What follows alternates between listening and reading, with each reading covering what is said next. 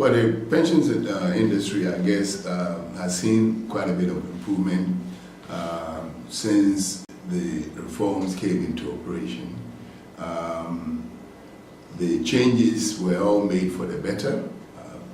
As far as how these things are being run, there is not enough public information as to how the funds are doing with the various trustees and fund managers and all of that, for one to be able to make a very, very informed decision as to whether or not the actual performance has been good or not. I don't have that information. I'm sure maybe the Pension Regulatory Authority might have information to that effect. But the idea of splitting and letting others also get a chance to invest some of the funds was obviously a very, very good idea. This particular seminar, I think is very good in the sense that it's putting together experts and people who know a little bit about the topic of pensions with those who actually do the funding of these pension plans. And so we hope that those who come to this particular event will go back with a little bit more knowledge about what to expect from all the money they're putting into the pension funds, and also hopefully they will learn how to deal with the players in the field. For instance, you go and give your money to a trustee and you leave it there. What is the trustee doing? Most trustees themselves are not investing their money. They go and they hire fund managers. What is your input into all of this? If they are not investing monies in viable ventures and all of that, apart from regulations maybe that come from the authority, you as a contributor or as a sponsor, what is your role in this? We believe that to have this thing be sustainable, employers need to have a bigger role in this in terms of letting people know exactly what it is they don't want their money invested in and so on and so forth. Otherwise, the end results might not be so very good.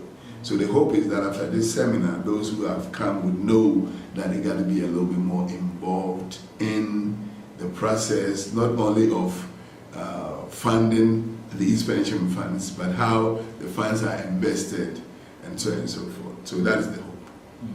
Oh, Mr. Peter Osei-Duah is a Ghanaian who spent most of his time in the United States of America. Went to the U.S. at a ripe age of 19 on a scholarship from the African, what do they call it? They call it African Scholarship Program for American Universities, ASPAO. You probably might be too young to have any knowledge about that, but in our day, ASPAO was a very, very well sought after scholarship, because not only did they take you to the top schools in the U.S., everything was free.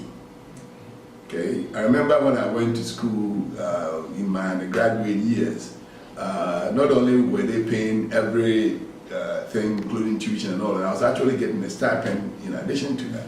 So it was a very, very lucrative, and they sent you to the best schools. I went to the University of Chicago. I mean, a Ghanaian sitting here from Ntonso, the last thing you think about is the University of Chicago. I ended up at the University of Chicago and got a pretty good education, after which I started an actuarial career and worked in the US for quite a while before I came back to Ghana. I came back to Ghana, set up an actuarial consulting firm, what we did was we advised insurance companies, mainly the CEOs and all of that, to run their companies. Okay, so we did that for a while, and then in 2001, when the President Kufuor came to power, he came and he convinced myself and my partner, who is Mr. Peter Osei, former Director General of SNIT. We were partners because we are both actuaries. I went to SIC as Managing Director. Mr. Osei went to SNIT. And we went there and we did what we could. And I thought that we did quite well because we were able to take SIC from a company that was kind of basically on its knees to a company that was well respected. The company was listed on the stock exchange. All Ghanaians got a chance to buy into it and all of that. And we left there, and you know, due to change of government. Okay, but now in my retirement years, I found it prudent to try to and again interact with people in the market. So I'm not an insurance broker. So that's what I do for a living. We help corporate bodies, you know, with setting up of insurance programs and making sure that they're getting good, what do you call it, a good product for their money, and we get paid for it. So that's what I'm doing as we speak. Thanks. Right. Thank you.